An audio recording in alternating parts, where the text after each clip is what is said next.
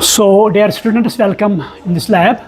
So as you know that today we are going to perform an experiment on topic that is study various stages of mitosis through temporary slide or permanent slide. जो mitosis हमने class में पढ़ी है तो इसके different stages हैं. तो mitosis में पहले बताऊं आपको, ये स्पेशल डिवीजन होता है.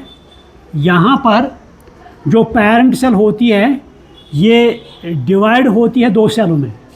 तो इन सेल्स को हम डॉटर सेल्स कहते हैं. तो जो डॉटर सेल्स होते हैं they are similar to their. तो ये माइटोसिस जो होती है दो फेसेस में होती है. One is called as karyokinesis. One is called as karyokinesis. इसमें जो न्यूक्लियस होता है इसके दो न्यूक्लियस बनते हैं, that is called as karyokinesis.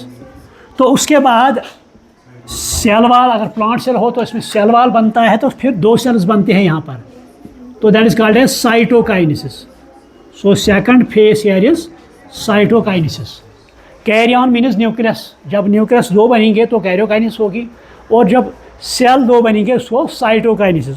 तो जो कैरियोकाइनेसिस यहाँ पर होती है इसके मुख्तलिफ स्टेजेस होते हैं. अगर यहाँ पर ले लेंगे कैरियोकाइनेसिस तो इसके मुख्तलिफ स्टेजेस होते हैं. One is called as prophase, second is called as metaphase, third is called as anaphase, fourth is called as telophase.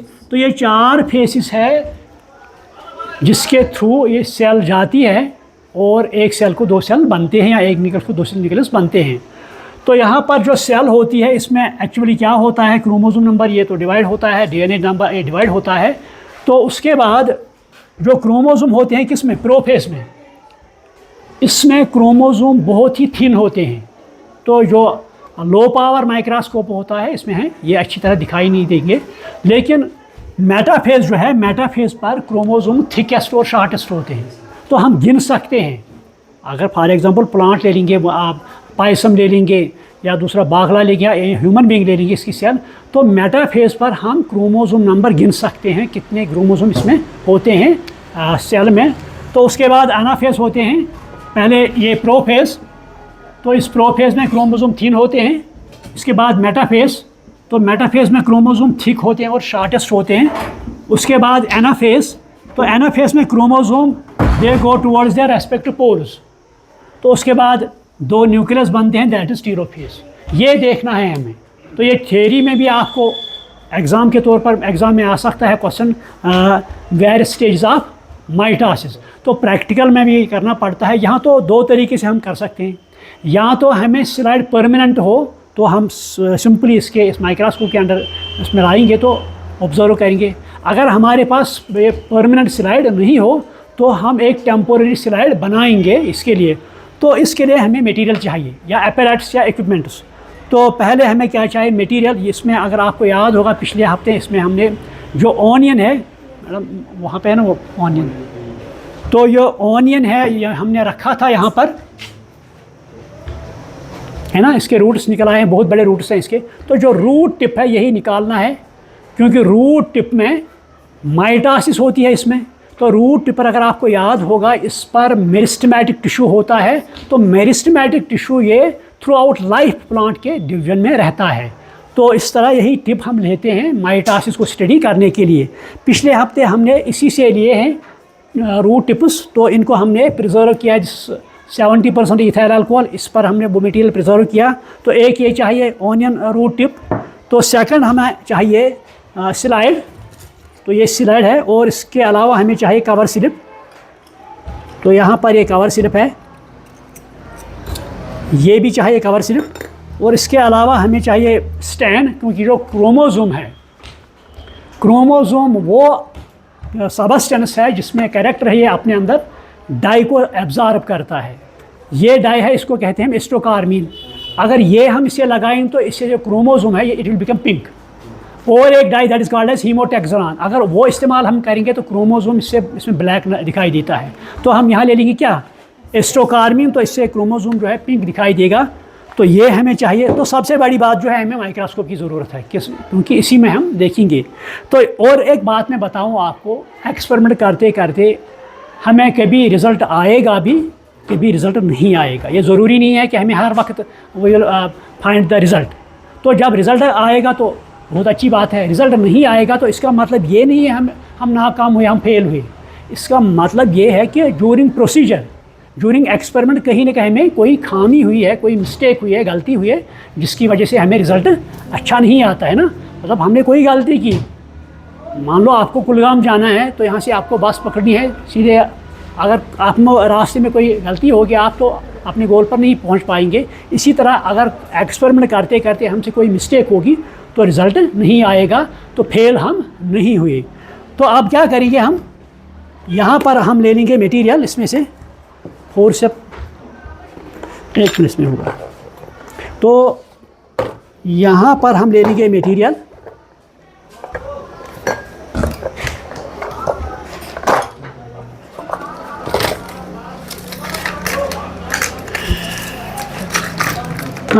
ये फोर्सेप की वजह से ज़रिए हम इसमें से मटेरियल लाएंगे। कोई भी रूट टिप,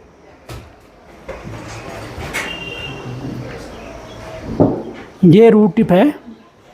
अब इसको इस तरह, हालांकि ये बहुत बड़ा है, छोटा हमने लेना है, इसको थोड़ा पीसेस करेंगे यहाँ पर।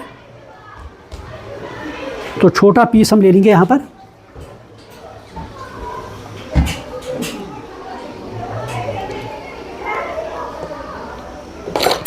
तो इसके बाद हम थोड़ा इसमें वाटर, क्योंकि अदरवाइज़ ये मर सकता है या इसमें ड्राई हो सकता है, हमें रिज़ल्ट नहीं आएगा। तो उसके बाद हम ले लेंगे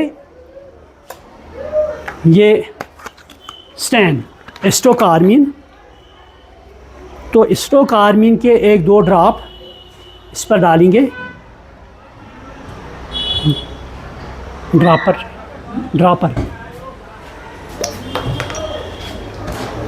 तो with the help of dropper हम यहाँ एस्टोकार्मीन जो बोतल है इसमें से 1-2 ड्रॉप इस पर डालेंगे।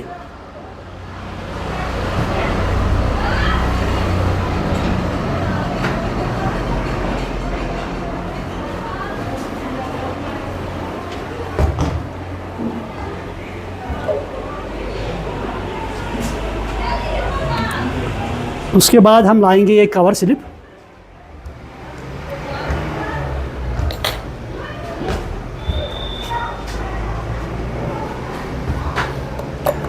तो ये कवर स्लिप है, ये इसको हम इसके मटेरियल जो हमने रखा है इसके ऊपर रखेंगे, क्योंकि हमने टैपिंग करनी है इसकी मटेरियल की, उसको स्प्रेड करना है क्या, ताकि जो सेल्स हैं वो सेल्स बिखर जाएंगे। तो कोई ना कोई सेल इसमें होगी जिसमें डिवीज़न होगा, चाहे वो मेटाफेज हो, एनाफेज हो, टेलोफेज या प्रोफेज, तो वह हम ढूंढ पाने की कोशिश करेंगे। तो यहाँ पर हम ये रख लिया हमने क्या, कवर स्लिप। लेकिन कवर स्लिप रखने से हमने ये ध्यान रखना है कि इसमें कोई एयर बबल ना हो। तो एयर बबल की वजह से हमें रिज़ल्ट अच्छा नहीं आएगा। ये देखो इसमें मटेरियल बीच में है ना। तो इसके बाद हम ले लेंगे ये छोटी सी पिन। तो हम अब इसको इस पर टैपिंग करेंगे ताकि ये मटेरियल जो है ये स्प्रेड होगा। मगर टैपिंग शुड भी, क्योंकि मैंने बहुत बार आपको बताया है कि लेबॉर्ट्री में कुछ प्रिकॉशंस हमें लेने पड़ते हैं। तो first hands should be gentle, है ना, हथौड़े हैं नहीं होने चाहिए, क्योंकि जो भी हम काम करेंगे, जिसके साथ छुएंगे, जिसके साथ टच करेंगे, तो उससे कोई नुकसान नहीं होना चाहिए। डेलिबरेटली, कभी कभी हो सकता है कोई चीज़ आपसे टूट जाएगा, तो डेलिबरेट अटेम्प्ट नहीं होनी चाहिए, है ना। तो हैंड शुड बी जेंटल। और एक बात, तो जो भी अपैरेट्स आप यूज़ करोगे that should be neat and clean. तो और एक बात, इसमें हर तरह का जो भी प्रिकॉशनरी मेजर है वो आप जहन में रखेंगे। अब इस पर टैपिंग करेंगे। देखो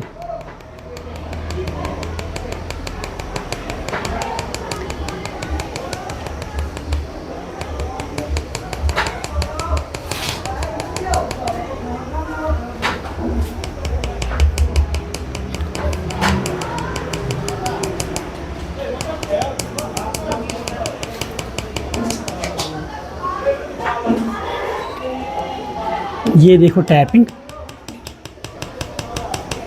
देखो कैसे मैं टैपिंग कर रहा है कि जो कवर स्लिप है इसको नुकसान नहीं होना चाहिए, कोई मटेरियल स्लाइड या कवर स्लिप टूटनी नहीं चाहिए। तो ये देखो मटेरियल जो बीच में है ना कितना स्प्रेड हुआ, बहुत फैल गया। आप देखो यहाँ पर आप देखेंगे है ना सेंटर में मटेरियल कितना फैल गया ये। तो और भी हम टैपिंग इसको करेंगे तो ताकि रिज़ल्ट जो है वो अच्छी तरह आएगा इसमें।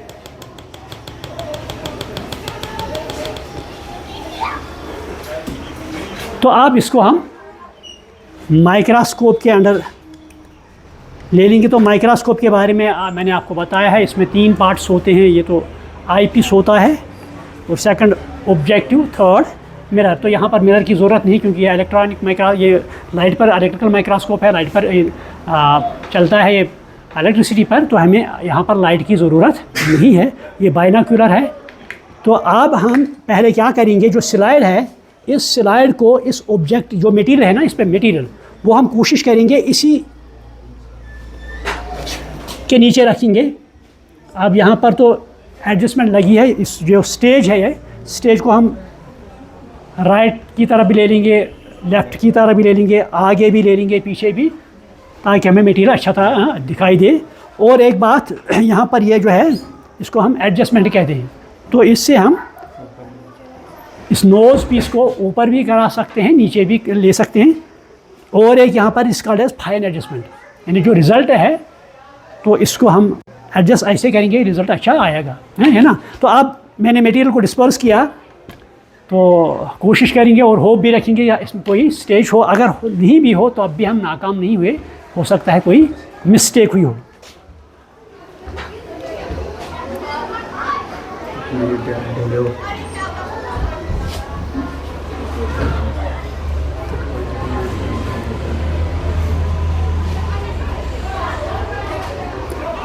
तो पहले क्या करना है, जो लो पावर ऑब्जेक्टिव हो, लो पावर यानी 10x, तो वही ऑब्जेक्टिव इस मटेरियल के साथ लाना है, क्योंकि लो पावर जो है ये बहुत सा एरिया कवर करेगा कि हम देख पाएंगे अच्छी तरह कि सेल विद स्टेज कहाँ पर है।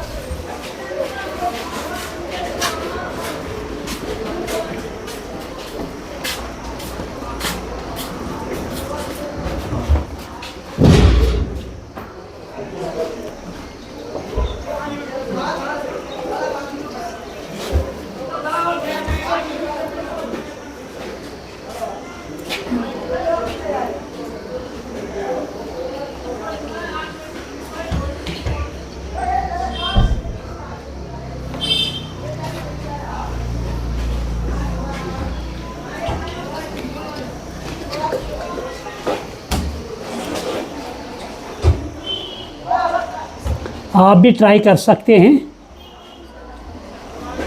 इसमें बहुत से सेल्स हैं ना, बहुत से सेल्स हैं इसमें बिखरे हुए हैं ना।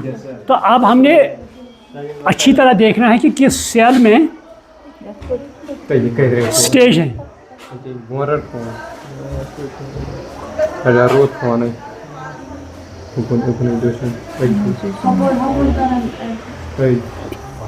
हाँ फोटो आप देख सकते हैं ना, क्या ना वैसा तो ये सारा देखो, सीन क्या होता हो होता है ये देखो इसमें सेल्स हैं, है ना, ये सेल्स।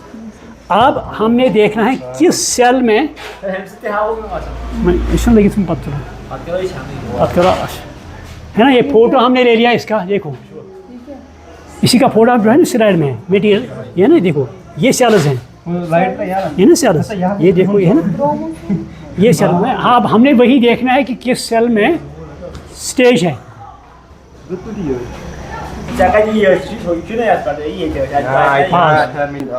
अपनी आप ना ट्राई करो कि टाइपिंग आपको आएगी नहीं आएगी। इसमें से मटेरियल ले लो आप। तीन सौ भी ब्लैक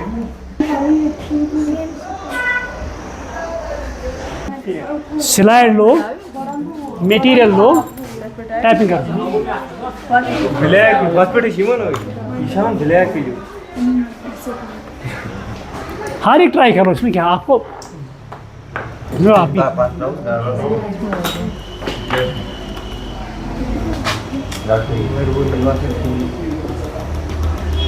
मैंने कहा अगर रिजल्ट नहीं भी आएगा तब भी हमें, है ना, हम फेल नहीं होंगे।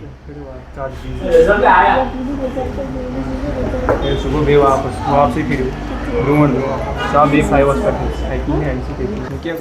सो इस तरह हम, अब आपने देखा कि टेक्निक क्या है, कैसे किस तरह हम टेम्पोररी स्लाइड बनाएंगे। अगर रिजल्ट हमें अच्छा आया तो हम इसको परमानेंट स्लाइड भी बना सकते हैं, ठीक है।